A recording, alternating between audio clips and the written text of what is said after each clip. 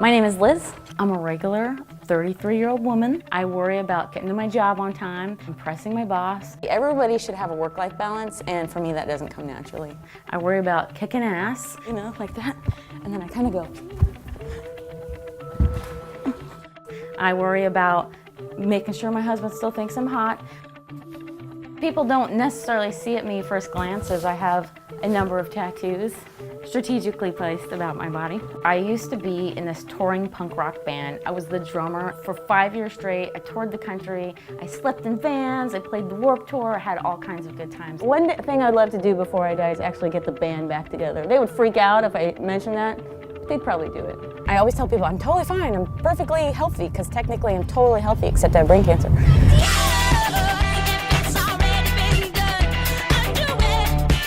See what comes in my death, see where it leads me, and see where it leads you. Welcome to my videos.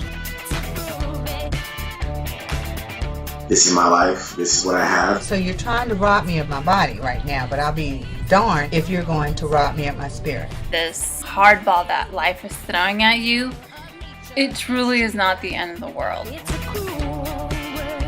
Being diagnosed and living through this disease to where I'm at now has made me this stronger, most amazing, badass person, and I like who I am. It's kind of, in a weird way, worked out for me. It's grab life by the balls and like just enjoy everything. If I'm feeling shit, I'm gonna say. If I'm feeling happy, I'm gonna say. It makes me a little more reckless. I don't care what people think about me anymore. It has added this weird fucked up component to our relationship, but it's something that nobody else has. The one positive thing about cancer is I have sex constantly now, which is great. When I tell people, they're so much more frightened and afraid for me than I am for myself. The first thing that pops into my mind about brain cancer is, how am I gonna live with this? Not die with this.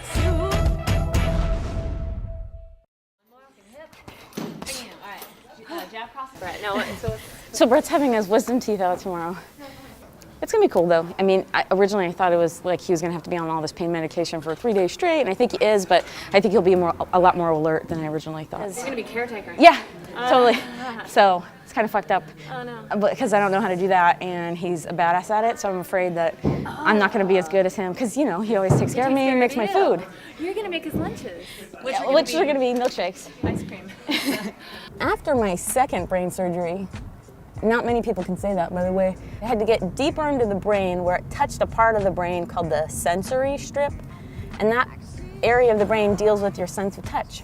We established that I lost some sense of my touch over time, and the sense of touch, your awareness of your body in space is really strange, and it's interesting because you're eating some snacks and you're just on autopilot, and I'm using my right hand, which is the weird side, and I'm just eating, I'm not thinking about it, and then suddenly in my field of vision I'll see that hand come up to feed myself, and I'll be like, where's that hand coming from? Whose hand is that? And it kind of freaks me out. When it happens, my heart skips a beat. It's like, damn you, hand.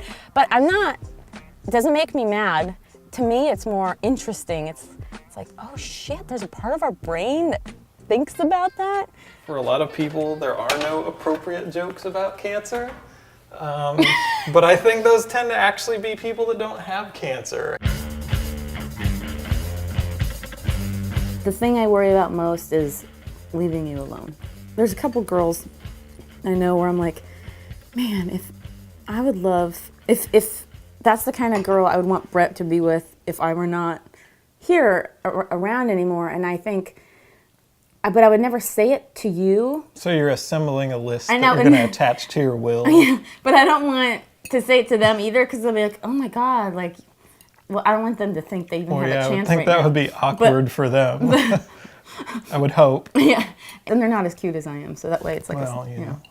But who could be? I don't know. Aww. When you're a little kid playing with Barbie and Ken, they're hanging out and they're gonna get married and they're gonna have in their Barbie dream house and the Barbie dream Corvette, and that's what you imagine what you getting married life is like is gonna be. And I'm mad that we don't have that period of ignorant bliss. Are you gonna wave at me the whole time? Okay, good. When Brett and I say goodbye to each other, we always like hug and kiss, and then whoever's leaving first, like I'm still at home, so he's going to work. I wait and watch him get all the way down, and we wave the whole time. We always do that without fail, and we've never discussed why we do that. I think it's because we think, what if that's the last time we see, like, what if somebody got hit by a car? You know, there's always that thing, and it's not cheesy. We like doing it. The carefree days of just dating and not having any worries are fun. Like, I think of those days and things we did at those times.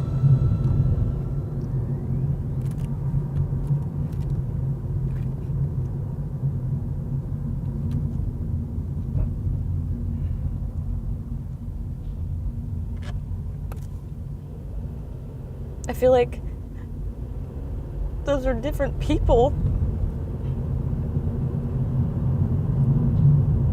But it was still us.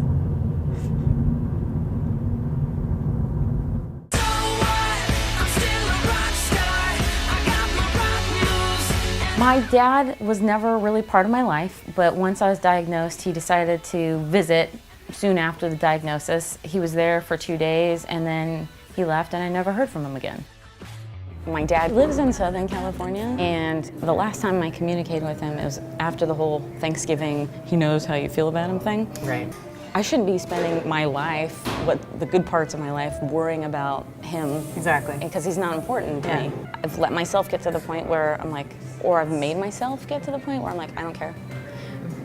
How long has it been since my dad has been a douchebag? 33 years. Well, apparently he's reading my stuff, which is interesting because he is keeping up on me, but he doesn't want to like engage with me and have an actual conversation. He probably feels incredibly guilty.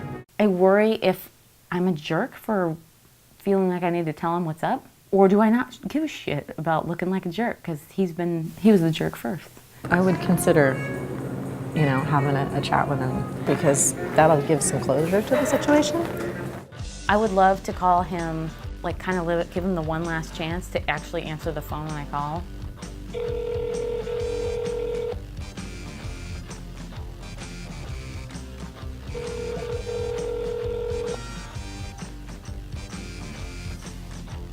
That sucks.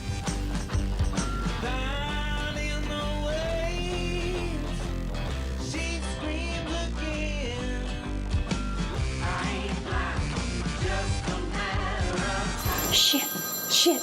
Should I pick it up? Is that you?